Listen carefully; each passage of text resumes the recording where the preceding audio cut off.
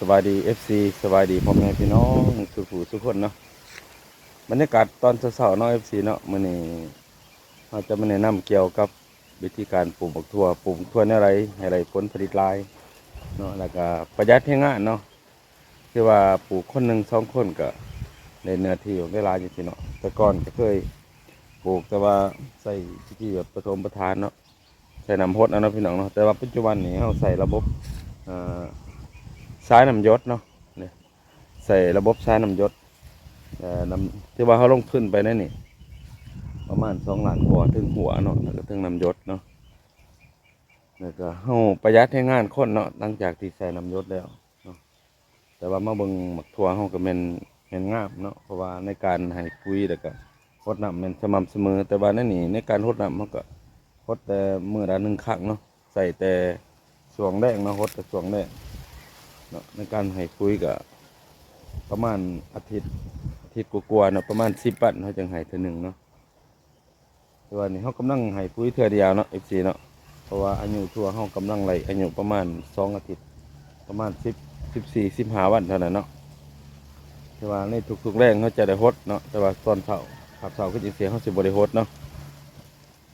แต่ว่าเขาฮดประมาณขังนับประมาณ20 นาทีเนาะประมาณ20 นาทีเท่านั้นบ่ฮดหลายเนาะถ้าว่าเขาฮดหมกทัวฮดหลายเกินไป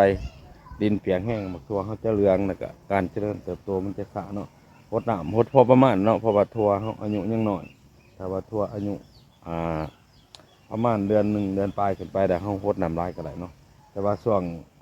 งหมกทัวเขาอายุยังน้อยเขาจะฮดน้ำน้อยเดียวเนาะพี่น้องเนาะ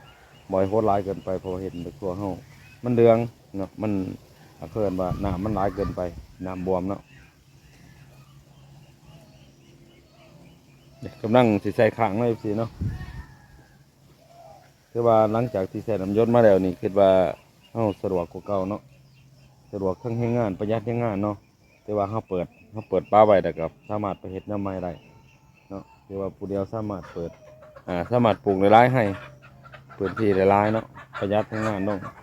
แต่กับประหยัดเวลาเราสามารถไปเฮ็ดอย่างอื่นได้เนาะตัวนี้เป็นผลดีในการใส่สายน้ำยศมูลค่าสายน้ำยศอยู่ทางด้านเขาเนาะราคาก่อนหนึ่งประมาณ500,000เนาะมี1,000 เมตรแต่ว่านี่เขาใส่บ่เบิดเนาะ FC เนาะใส่เบิดประมาณแต่300 เมตรเท่านั้นที่ว่า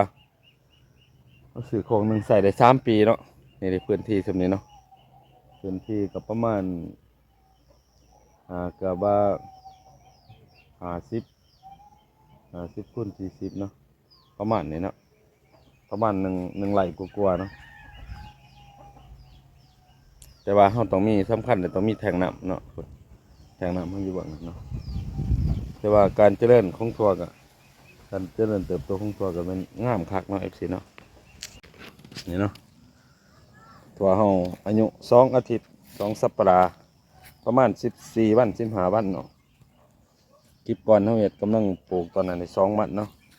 ตัวนี้แมนใส่ทรายน้ำยศเนาะแต่ว่าเขาฮดอาทิตย์ละเขาฮดมือละครั้งเท่านั้นเนาะฮดตะขาบได้ส่งเสาห้องบ่ฮดเนาะ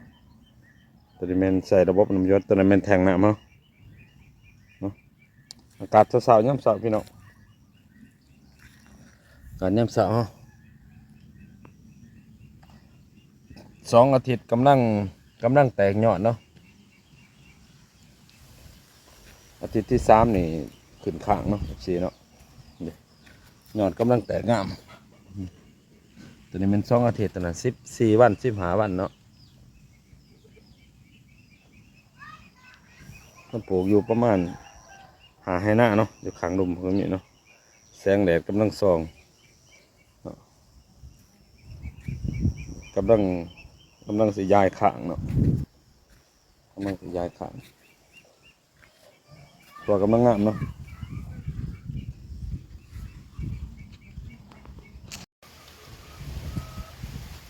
สวัสดีFCเนาะมาอัปเดตสวนหมักทั่วเขาในอายุได้สิบปลายวันได้เนาะ2 อาทิตย์กว่าFCเนาะตัวนี้แม่นเขาใส่ระบบสายน้ำหยศเนาะใส่ระบบสายน้ำหยศนี่FCเนาะอากาศเช้าหรือว่าตอนเช้าห้องบ่ได้ฮดเนาะฮดมื้อละ1 ครั้งเท่านั้นฮดจุด2 แรกเนาะฮดประมาณ20 นาที ดูเนาะกำลังใส่ปุ๋ยทั่วเขากำลังงามเลยFCเนาะอันนี้2 อาทิตย์อีกอาทิตย์หนึงขึ้นข้างเนาะกำลังยายดักอาทิตย์ที่3นี่มันขึ้นข้างเนาะเพราะว่าอายุของบักทั่วมันมีแต่45 วันเท่านั้นเนาะFCเนาะ45 วันก็แม่นเริ่มเป็นหมากเริ่มได้เก็บเนาะเริ่มได้เก็บ45 วันอายุ1 เดือนครึ่งเนาะอายุ1 เดือนครึ่ง2 อาทิตย์อาทิตย์ที่3นี่แม่นได้ใส่ข้างเลยเนาะกำลังแตกยอดเนาะมีใบซ่อนขึ้นมาแล้วก็แตกยอดเนาะเดี๋ยวนี้กำลังงามคือกันเนาะโอ้แนมไปจะได้ใส่ให้ FC เบิ่งไกลๆเนาะ